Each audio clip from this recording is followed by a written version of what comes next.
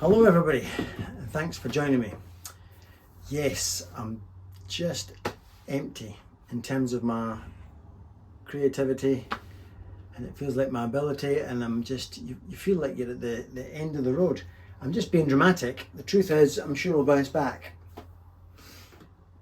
But oh God, what a time it's been. I've just not been picking up my guitar. I've been thinking about cars. I'm thinking about changing my driving school car at some point.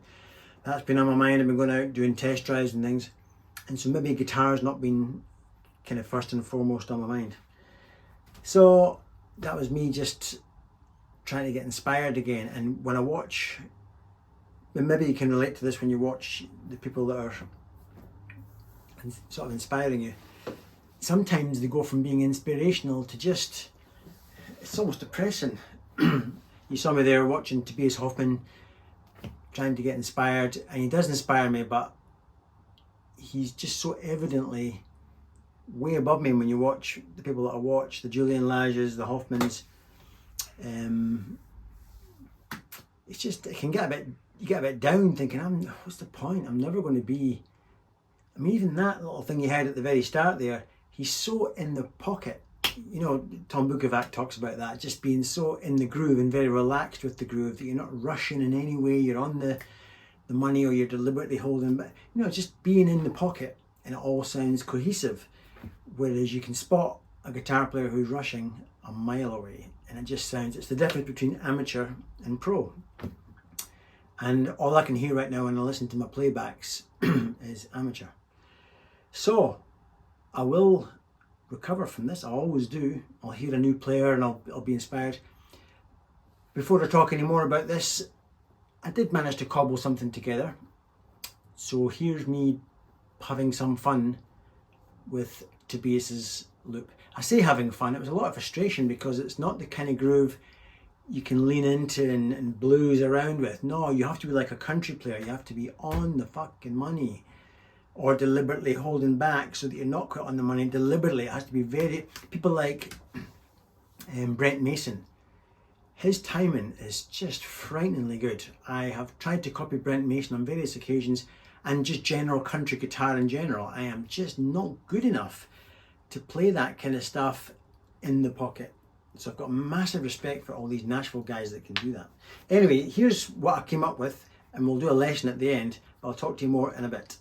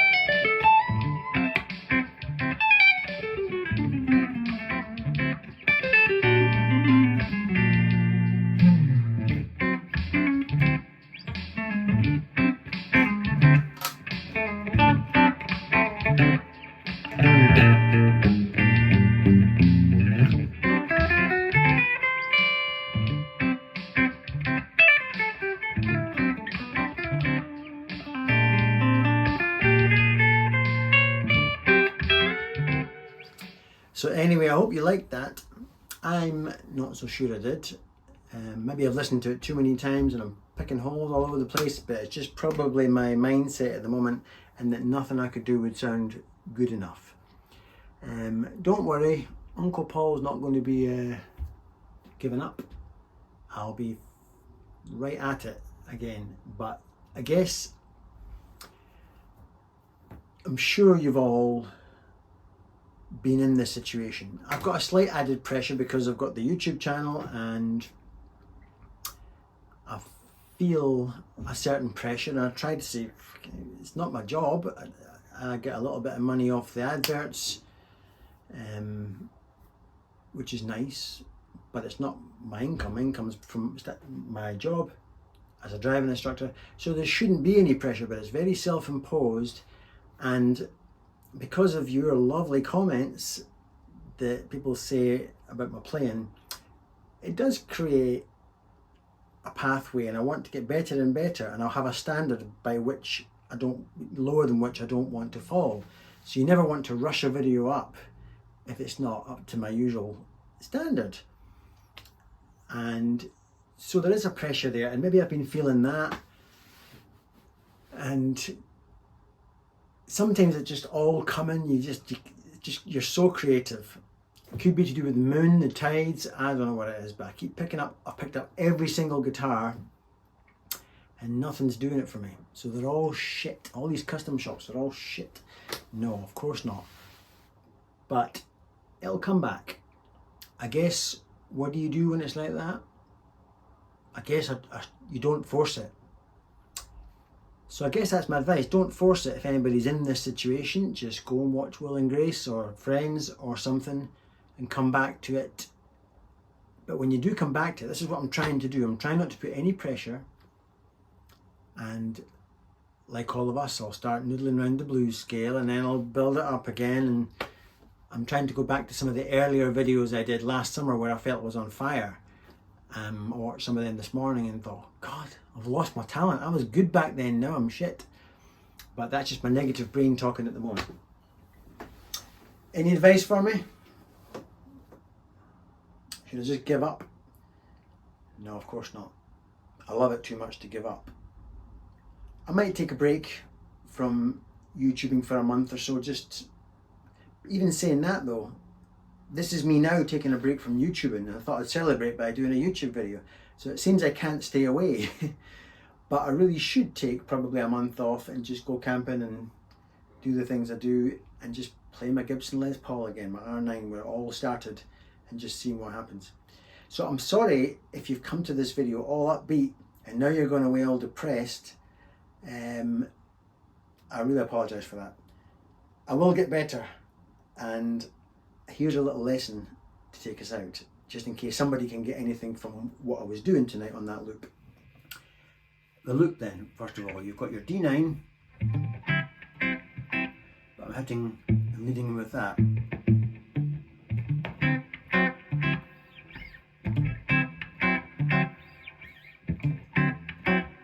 And then a B flat 13, which apparently is just a B flat 7, but when you add a 6 to a chord that's expressed as a 7th, apparently that makes it 6 plus 7, 13. So B flat 13 in relation to that D9 sounds quite funky.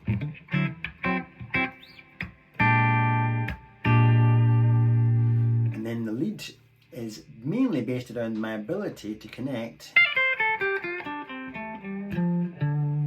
the blues box to the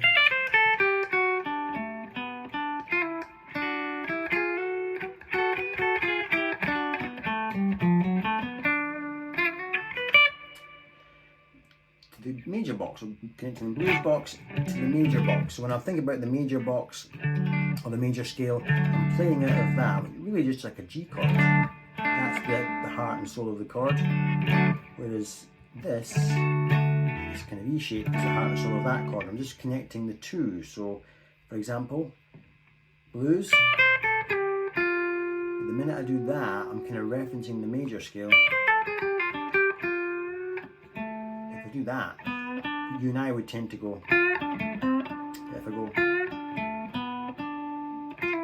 there's two tiny little references to the major scale there. One, that's kind of major box. And my ability to go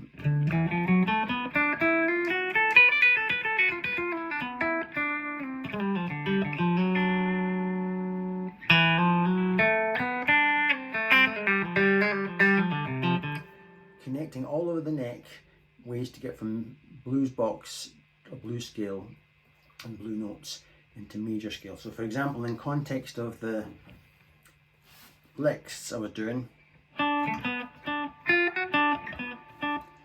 in the blues box, but I'm really playing major notes, notes from the major scale.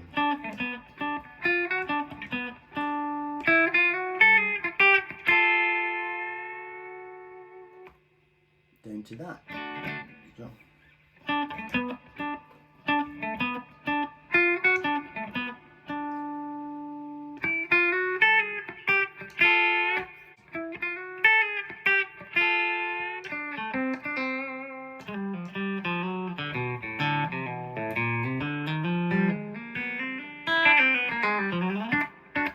That was just, I'm treating this chord here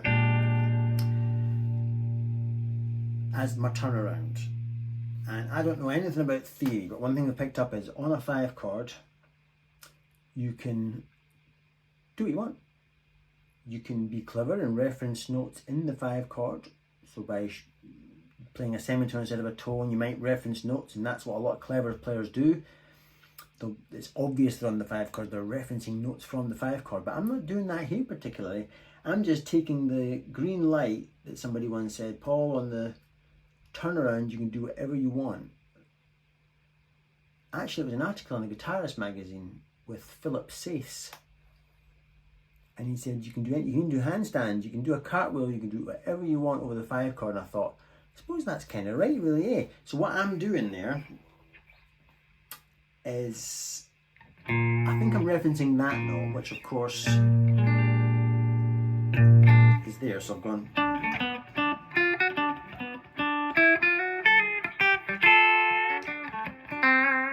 and I do some very country.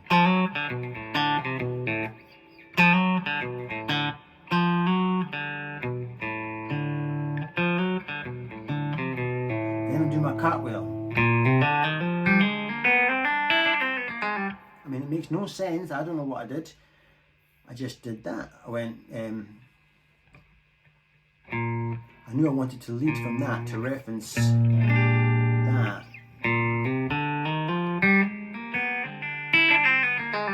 Is that what I did? Something like that.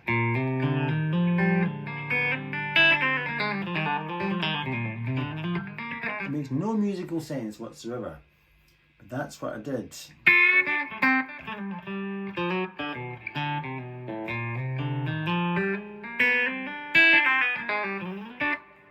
Good, it really worked for me. That there, that's just playing from the major box, but by adding that pinky there, and then sliding it down a tone, but keeping this one only down 1 tone. I think I heard, who's Tom Bukovac's mate, the Australian? Who's his Australian mate? Oh man, I'll put his name up on screen. He does a YouTube lesson on, he calls it 2 up, 2 down. And that's his chord. He says, take it down 2 and put it up 2. And like, what are you talking about, mate? That down 2, and that brings that note up 2. To me, it reminds me of Eric Clapton, Lay Down Sally.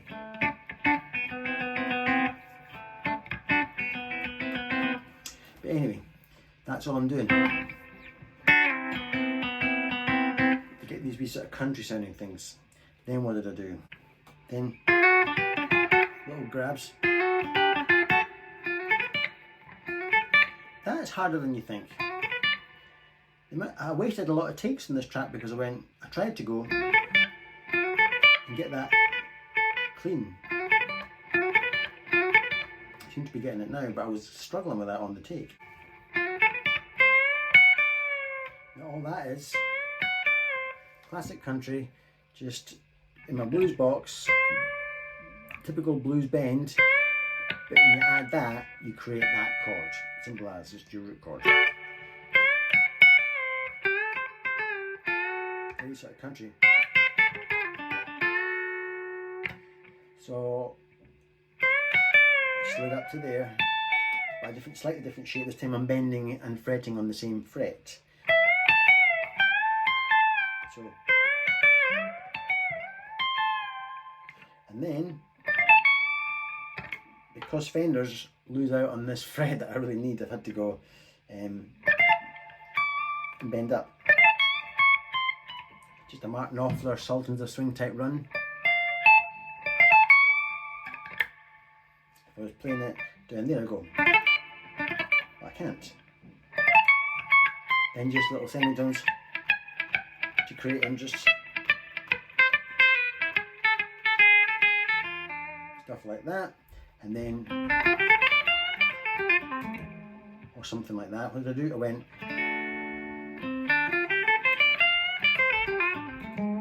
yeah, just a little sort of fast run I learned from that country position or a major position, but playing blue notes. And that's the secret, being able to play major notes within your blues box. And here I am doing the opposite. I'm playing blue notes in my country box or my major box. And ending on that. So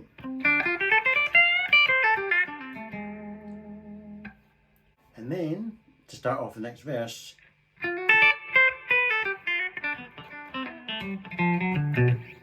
again connecting the blue position to the major position.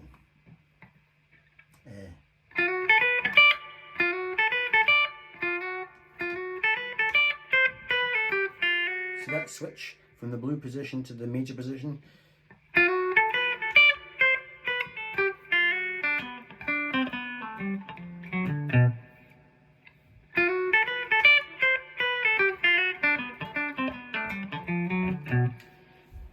I can't tell you how important that is to be good at going from, to be playing blue notes in your majors boxes and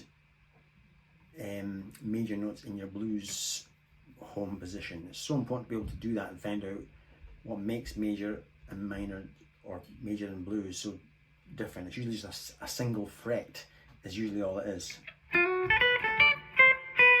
Switch positions.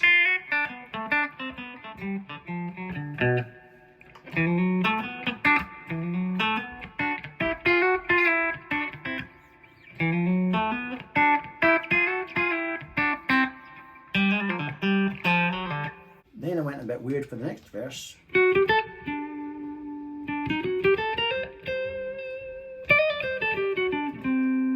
Just playing kind of weird half whole tone type stuff. I mean, that's weird.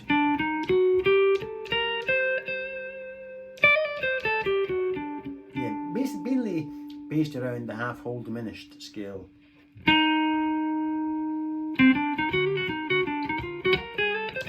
That type of scale. But I went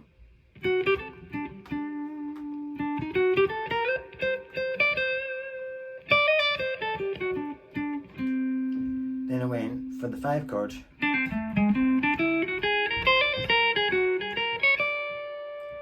That, my friends, is the whole tone scale. I'm just using Philip Sace's green light to do whatever I want on that turnaround. And so I've chosen the whole tone scale there because it sounds cool. So far, nothing too crazy. That's just a passing note of the blues scale. So nothing too crazy, then back to there, which isn't crazy, but now I go crazy.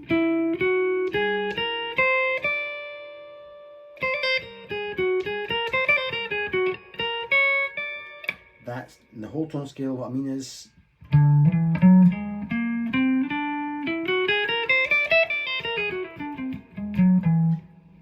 everything's just 2 frets apart. Learn the whole tone scale. So That's what I did there.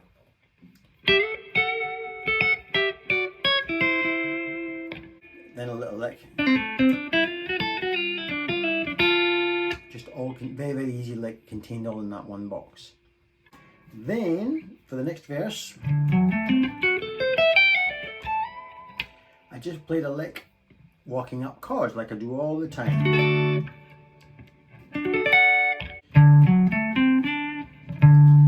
Starting from the root, I'm thinking about this chord, but I know that that would make it sort of major and it stays away from the blue sound. But I'm mixing blue with major. Major, blue, major, blue.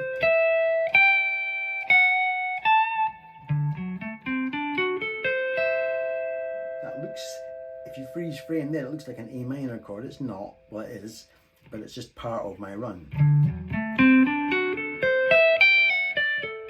Allowing me in that. So it just allows me to walk up these chords fast. That's just walking down that shape.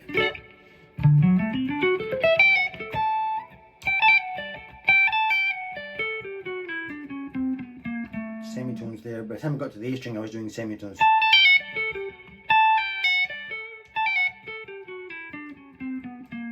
Just thinking about that chord. And then I think I just stole from Tobias. Couldn't be simpler.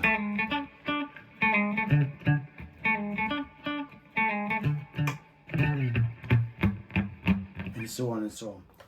Right, hope you got something from that. I'm going to now try and cheer myself up. Maybe I'll have a glass of red wine. I've been out enjoying the sunshine. Went to a concert last night and saw Christine and the Queens. Not entirely my cup of tea, but it was interesting.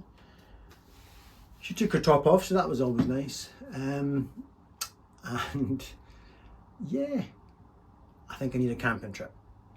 So don't get down to my level of depression. Go out, enjoy yourselves, and hopefully in the next video I'll have a big smile on my face saying, what are you worried about?